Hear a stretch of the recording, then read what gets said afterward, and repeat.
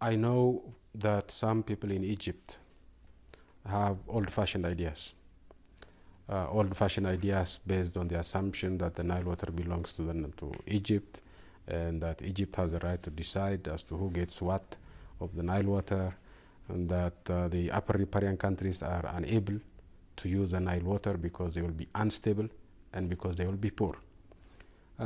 These circumstances have changed and changed forever. Ethiopia is not unstable.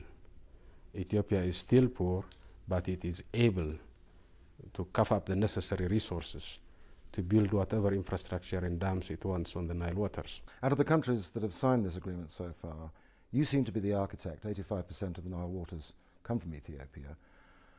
Are you prepared to negotiate further? Well, I would dispute the characterization.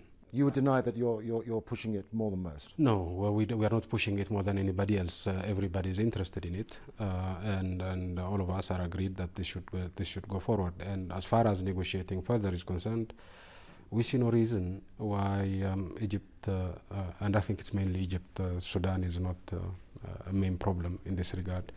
I see no reason why Egypt should not come back to the fold. But let's look at this issue of financing, you say is all Ethiopian, because the European Development Bank is involved in multi-million loans, Italy also. Not on the Nile.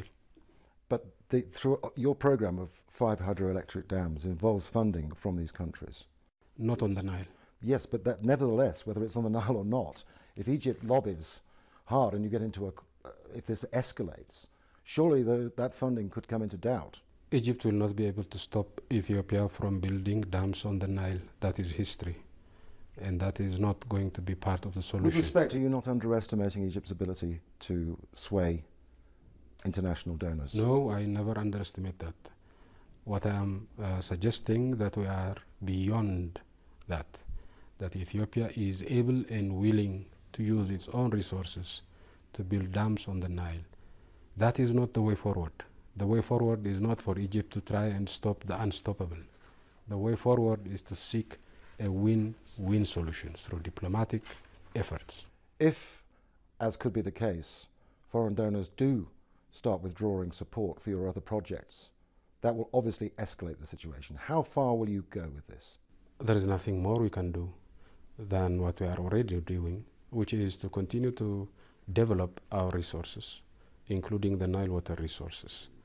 We are aware of such risk, and our next 5-year plan does not depend on money from the international institutions or Western donors to build dams.